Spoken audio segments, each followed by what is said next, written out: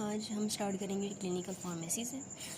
Basically clinical pharmacy के अंदर हम जब भी बात करते हैं तो हम ये कहते हैं कि जो क्लिनिकल फार्मेसी है उसके अंदर जो है वो एक क्लिनिकल फार्मासिस्ट जो है वो वर्क कर रहा होता है। क्लिनिकल फार्मासिस्ट जैसे हम कम्युनिटी फार्मासिस्ट की बात करते हैं तो उसका काम भी होता है कि पेशेंट को जो है वो काउंसल करना।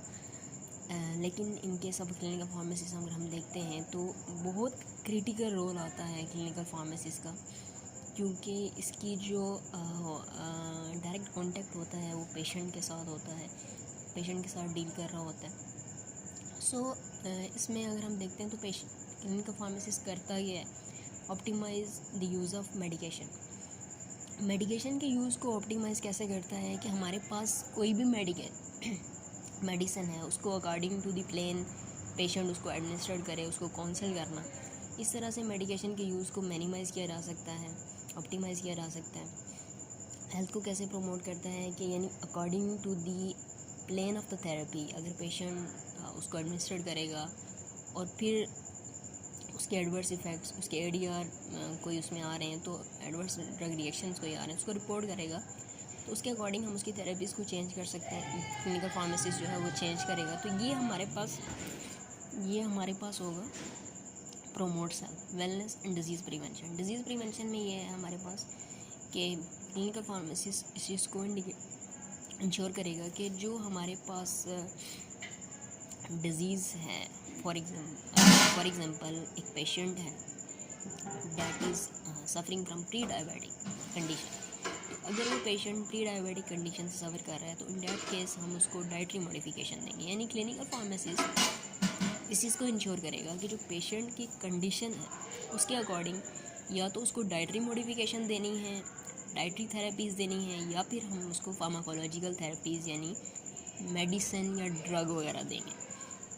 फॉर एग्ज़ाम्पल अगर हम डायबिटीज़ की बात करते हैं तो अगर एक डायबिटिक पेशेंट जो है वो प्री डायबिटिक स्टेज के अंदर है तो इन डैट केस हम जो मेडिकेशन देंगे वो डाइटरी मॉडिफिकेशन होंगे, यानी पेशेंट्स की डाइट को मेंटेन करते हैं, हम उसके शुगर लेवल को कंट्रोल करेंगे। लेकिन अगर एक पेशेंट जो है वो हमारे पास जो है वो टाइप 2 डायबिटीज़ का है या टाइप 1 डायबिटीज़ का है तो उसके अकॉर्डिंग हम उसको फार्माकोलॉजिकल थेरेपीज़ डिज़ाइन करेंगे और फार्माकोलॉजिकल थेरेपी देंगे, यानी वो इंसुलिन देंगे या फिर हम simple medication. In that case हम उसको टाइप 1 डायबिटीज़ यानी इंसुलिन देंगे या मेडिकेशन देंगे, वो डिपेंड करता है कि पेशेंट की कंडीशन कैसी है। यानी टाइप 2 डायबिटीज़ जो होती हैं, टाइप 1 में पेशेंट जो होता है वो इंसुलिन डिपेंडेंट होता है, टाइप 2 में जो है मेडिकेशन डिपेंडेंट होता है। तो इनिशियली हम मेडिकेशन भी देते हैं दोनों केसेस के अंदर, और अगर हमारे पास जो मेडिकेशन है उससे पेशेंट जो है वो ठीक नहीं होता तो फिर हम उसको लेकर जाते हैं टूवर्ड इंसुलिन, फिर इंसुलिन की लो डोज से शुरू करते हैं और उसको अगर वो इफेक्टिव नहीं है तो उसकी हाई डोज तक लेकर जाते हैं। सेकंड जो है वो हमारे पास कंपोनेंट ऑफ फार्मेसी है। फार्मेसी या क्लिनिकल फार्मेसी के डिफरेंट कंपोनेंट्स होते हैं। उसमें ये है हमारे पास कि जो क्लिनिकल फार्मासिस्ट जो होता है वो क्या करता है, उसने क्या देखना है, उसने ये देखना है कि करेक्ट डायग्नोसिस ऑफ पेशेंट जो है, correct diagnosis of the patient में हम ये देखते हैं कि फॉर एग्जांपल हमने देखा पेशेंट की लैब रिपोर्ट से एक क्लिनिकल फार्मासिस्ट कैसे इस चीज़ को इंडिकेट कर सकता है कि ये करेक्ट डायग्नोसिस हुई है या नहीं हुई। तो उसमें फॉर एग्जांपल हम पेशेंट को जो है वो एंटीबायोटिक प्रिस्क्राइब की गई है, तो हम पेशेंट की लैब रिपोर्ट के अंदर हमने देखा कि उसका WBC जो काउंट है वो बहुत ज़्यादा था, तो इट्स मीन कि patient is suffering from some sort of viral infection. हम बात कर रहे थे कि हमारे पास करेक्ट डायग्नोसिस ऑफ पेशेंट जो है वो हो रही है या नहीं हो रही, तो उसमें हम पेशेंट की लैब रिपोर्ट के अंदर हम ये देखते हैं कि WBC का काउंट अगर इंक्रीज़ है तो it's mean the patient is suffering from some sort of viral infection. तो मतलब जो उसको एंटीबायोटिक दी जा रही है वो हमारे पास एक करेक्ट डायग्नोसिस है पेशेंट के अंदर, ठीक है। इसके बाद हमारे पास सेकेंड जो आता है वो प्रिस्क्राइबिंग इंडिकेटेड मेडिकेशन में हमारे पास स्ट्रेंथ आती है, डोज एंड शेड्यूल। अब स्ट्रेंथ और डोज में डिफरेंस होता है। स्ट्रेंथ और डोज में क्या डिफरेंस है हमारे पास कि जो फॉर एग्जांपल हमारे पास एमोक्सल है या जो हमारे पास सेफेस्पेन का सिरप आता है जिसमें हमारे पास फिक्साइम आती है, तो उसमें हम ये देखते हैं कि वो हमारे पास 1000 बाई 500 mg/500 ml है या 500 ml/1000 mg है। फॉर एग्जांपल हमारे पास एमोक्सल, जस्ट लाइक इमोक्सल है, तो इमोक्सल जो है वो हमारे पास 500 mg है, तो 500 mg इज़ अ स्ट्रेंथ। अब इसकी डोज़ क्या है, इसकी डोज़ ये है हमारे पास कि हमने एक टैबलेट या तो हमने बीडी लेनी है या फिर ओडी लेनी है, और वो 7 डेज़ के लिए लेनी है, 3 डेज़ के लिए लेनी है, या बेसिकली 7 डेज़ के लिए एंटीबायोटिक लेते हैं, 3 के लिए लेते हैं, 5 के लिए, या 7, 3 और 5 के लिए हम लेते हैं। तो शेड्यूल क्या है, शेड्यूल ये है कि फिर 7 डेज़ के लिए, 3 डेज़ के लिए, 4 डेज़ के लिए। बेसिकली कहने का मतलब ये है कि जो एमोक्सल है 500 mg जो इसके ऊपर मेंशन है, ये इसकी स्ट्रेंथ है। इसकी डोज़ क्या होगी, इसकी डोज़ ये होगी कि जो हम 1 टैबलेट मॉर्निंग में लेते हैं, 1 टैबलेट इवनिंग में, यानी बीडी लेते हैं, तो वो बेसिकली इसकी डोज़ है। शेड्यूल क्या है कि इसको हमने 7 डेज़ के लिए लेना है, 5 डेज़ के लिए लेना है, या 3 डेज़ के लिए लेना है। इसके अलावा अगर हम प्रिस्क्राइबिंग इंडिकेटेड मेडिकेशन में एक और एग्जांपल की बात करते हैं, इसमें 40-फ्लॉक्स आई ड्रॉप्स हैं।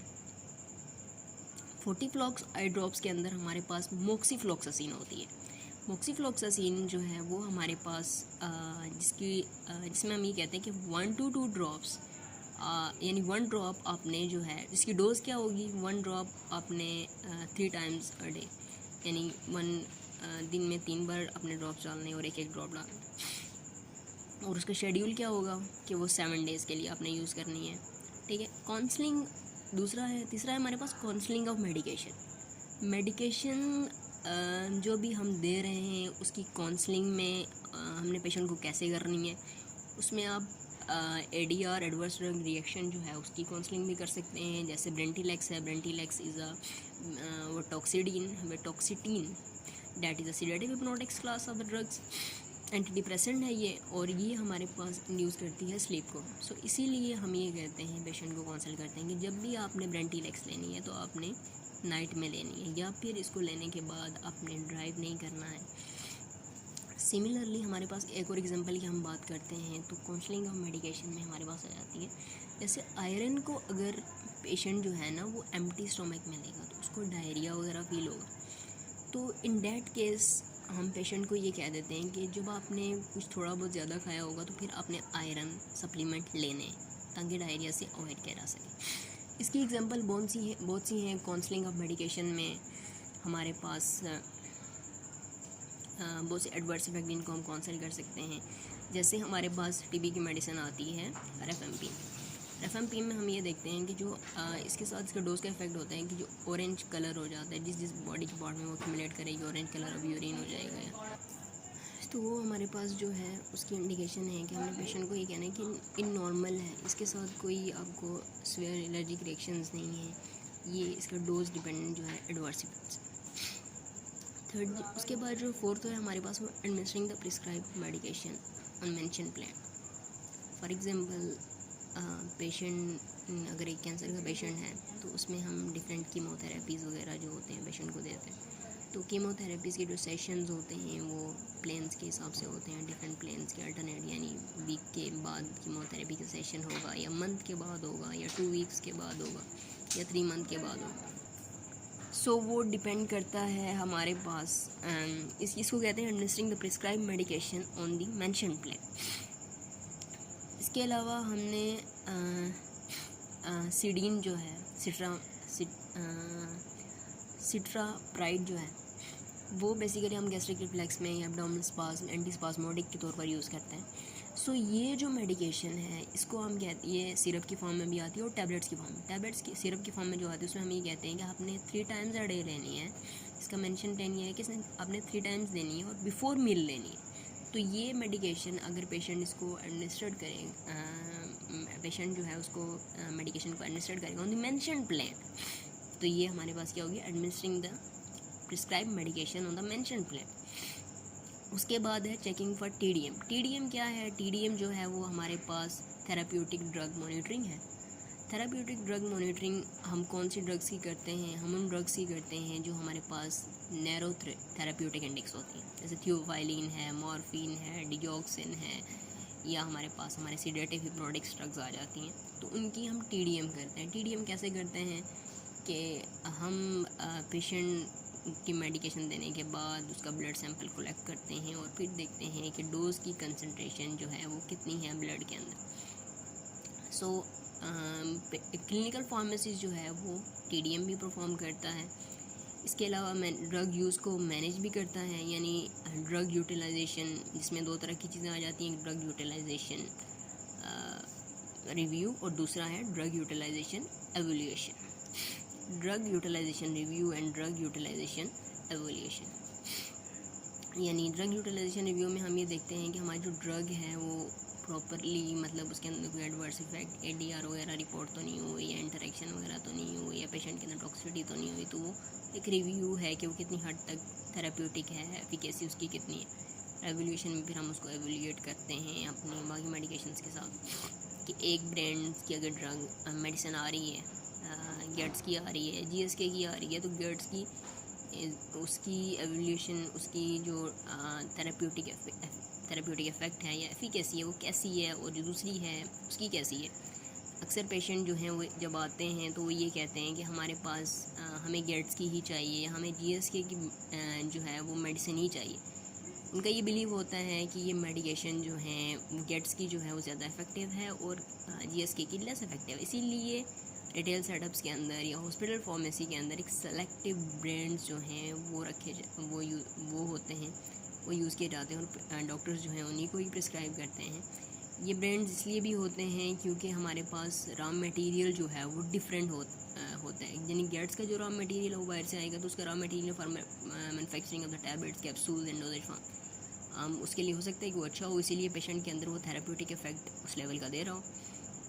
और अगर वो नहीं है तो इसका मतलब ये है कि अगर एक नॉर्मल कंपनी है, हवी फार्मास्यूटिकल है, तो उसमें उसका रॉ मटेरियल कहीं और से आ रहा है तो वो अच्छा नहीं है, उसकी क्वालिटी इतनी अच्छी नहीं है, तो इन डैट केस कि वो ड्रग इतनी थेराप्यूटिकली इफेक्टिव नहीं होगी।